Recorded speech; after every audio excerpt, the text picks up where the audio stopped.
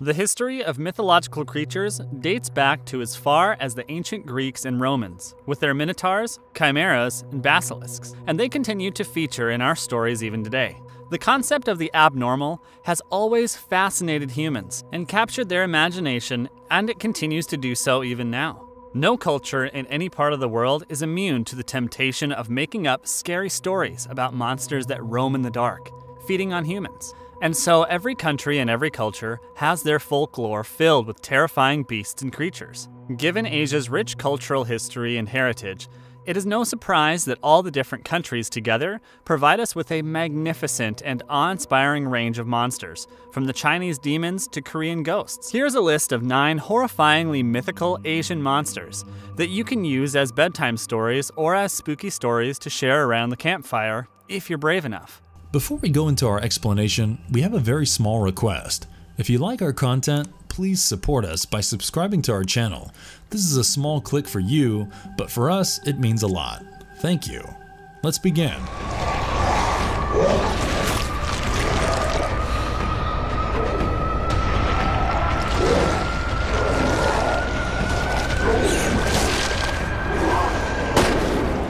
Number 1.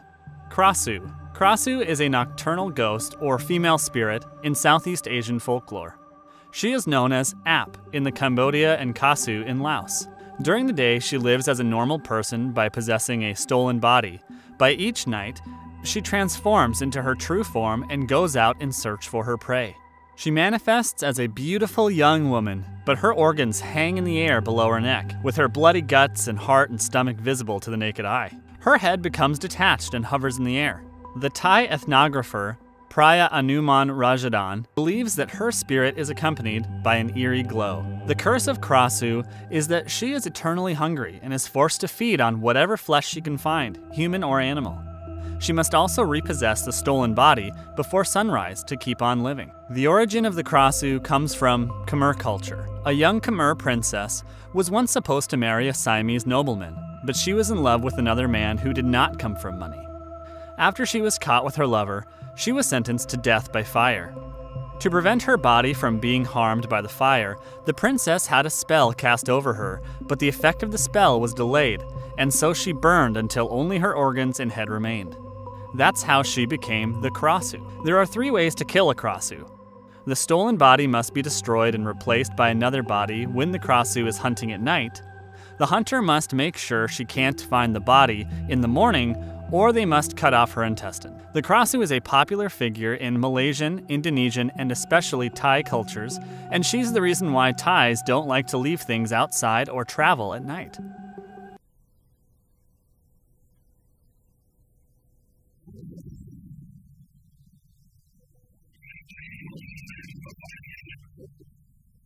Number 2. MANANANGGAL. The MANANANGGAL is a vampire-like mythical creature that originates from the Philippines. MANANANGGAL comes from the Tagalog word tanggal, meaning to remove or to separate. The MANANANGGAL manifests as a grotesque and hideous woman with the ability to sever its upper torso and its lower torso. It can also grow wings like a bat and uses them to fly around in search of victims. But the most horrifying part about the MANANANGGAL is that when it flies, its severed lower torso trails behind it, very loosely joined to the upper torso only by its guts and intestines. The MANANANGGAL's hair is wild and unkempt. She has wide eyes, her fingers can turn into claws, and her teeth can turn into fangs. The MANANANGGAL preys on sleeping pregnant women and uses its fangs to suck out the hearts of fetuses. It also preys on newlyweds and couples in love. When it preys on men, it appears as a beautiful woman. To keep a MANANANGGAL from entering your house, you must keep pots of uncooked rice, salt, or ash outside. Like vampires, MANANANGGALs are extremely vulnerable to salt and garlic, and they also avoid daggers, light, stingray trails, and vinegar. To kill a MANANANGGAL, you have to wait until its torso separates and then sprinkle salt or garlic on the lower one so they can't reattach to each other anymore. Then once the sunlight touches the MANANANGGAL's body, she will die. The myth of the MANANANGGAL is most popular in the Philippines, but it's also found in Indonesia and Malaysia.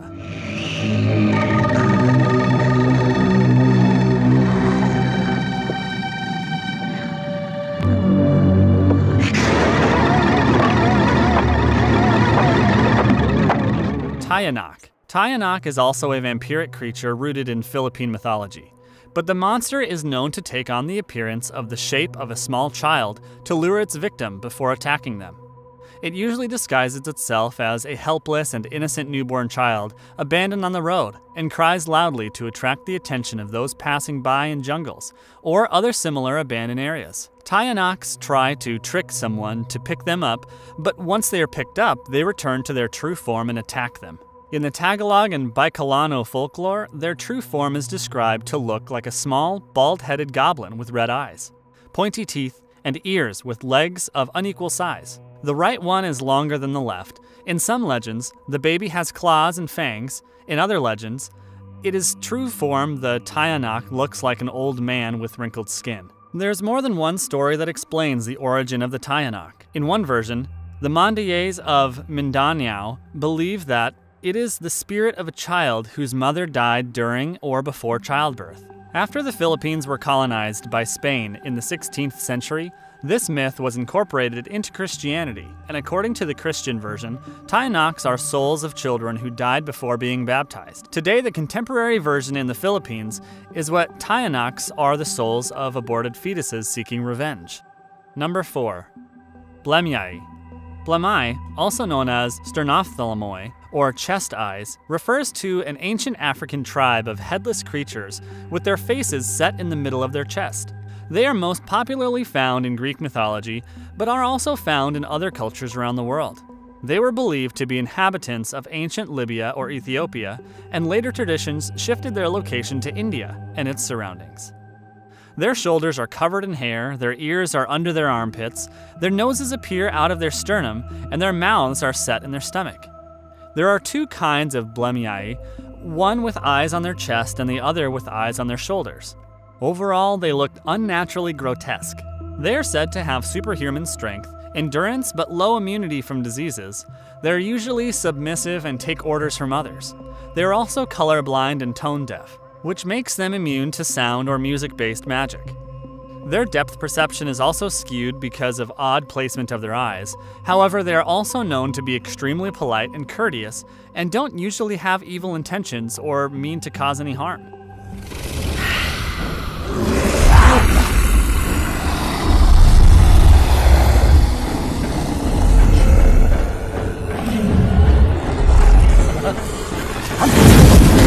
Number 5. HASTAR. HASTAR is a fallen god-turned-demon, with its origins in Hindu mythology. He stars in the 2018 Indian movie Tumbad. According to the movie, the world was created by the goddess of prosperity, who was the mother to around 16 crore gods and goddesses. HASTAR was her firstborn. He was her favorite, but also the most evil of all her children. The goddess of prosperity had endless riches and reserves of gold since the earth was her womb. But HASTAR was selfish and greedy and wanted all of it for himself. But when his mother gave him access to the gold, all of his 16 crore siblings attacked him. An open war was declared. To protect his son from the attacks, the goddess of prosperity hid her son in her womb to save his life, but HASTAR's life came at a steep price. No one would ever know of him or worship him. His name would be erased from all the texts and his memory was going to be removed from existence. There is no known source or mention of HASTAR in Hindu mythology, which is in tune with the message of the movie. He was to be forgotten by man for all eternity. No traces of him was to remain.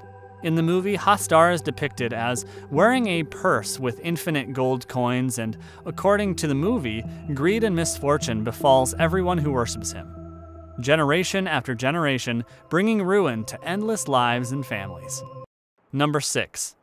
TIKBALANG. TIKBALANG is a humanoid creature found once again in Philippine folklore. It is a bipedal monster with the head and hooves of a horse and very unnaturally long and skinny human legs. It roams in the Philippine forests and mountains. TIKBALANGs are the tricksters of Filipino culture. They are very mischievous and they like to scare travelers or trick them into losing their way so they can never find their path again, no matter what they do or how fast they walk.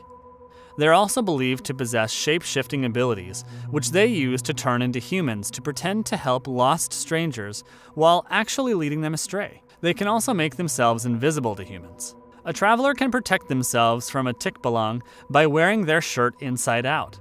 Another way is by loudly asking permission to pass by. The most important thing is to not offend or disturb the TIKBALANG while passing or crossing such abandoned areas and forests.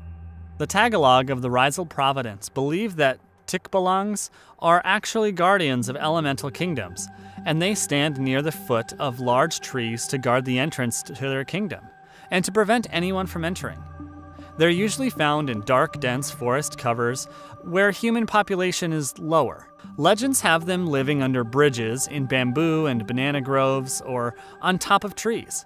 Some Philippine traditions have TIKBALANGs come from aborted human fetuses that come back to Earth from limbo. According to one superstition, a TIKBALANG is also said to have a mane made of sharp spines, and if someone can possess the thickest spine, they can use it as a talisman to keep the TIKBALANG as their servant after taming them. But taming TIKBALANGs is not easy. To do that, they must be tied with a special cord, and then the rider must hold tightly onto it while the beast leaps and bounds madly to try to throw the rider off to free itself. It's a lot like taming a wild horse. But once the beast is exhausted, it acknowledges defeat, and the TIKBALANG is finally tamed.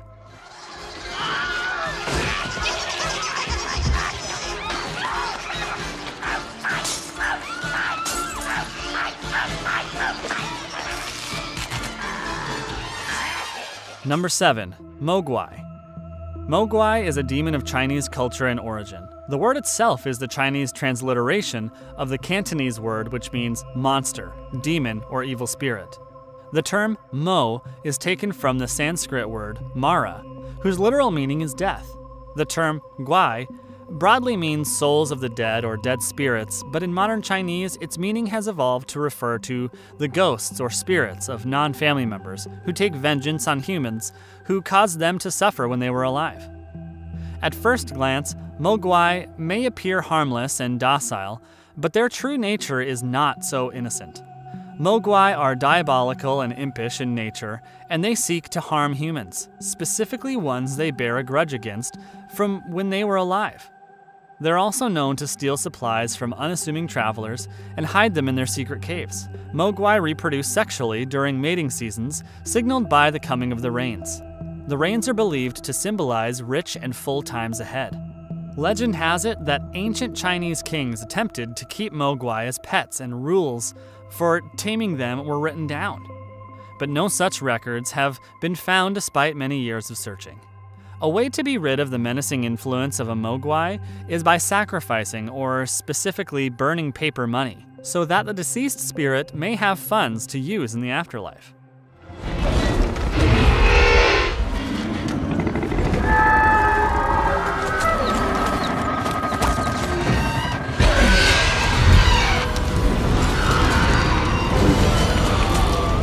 Number 8.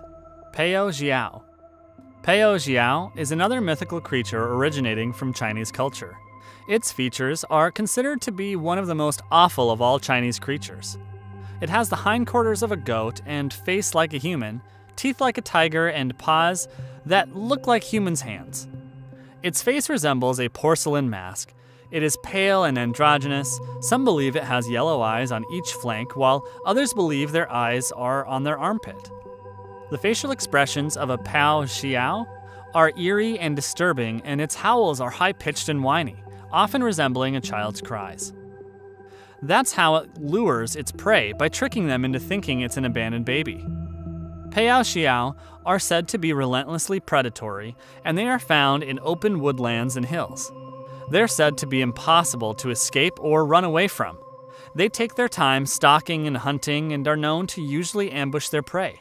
Even just their gaze can even paralyze a victim. PAO-XIAO also enjoy taking their time to devour its victims. Most PAO-XIAO are believed to be greedy or for riches and treasure as well as flesh, and they may also steal from travelers instead of simply eating them. They may also hunt solo or in a pack. Authority in these packs is established through violent fights to determine the alpha. PAO-XIAO also have an unusual reputation for enjoying gossip. And if you liked our content, don't forget to leave a like and subscribe to us if you haven't already. Have a good one and be safe. Thanks everyone.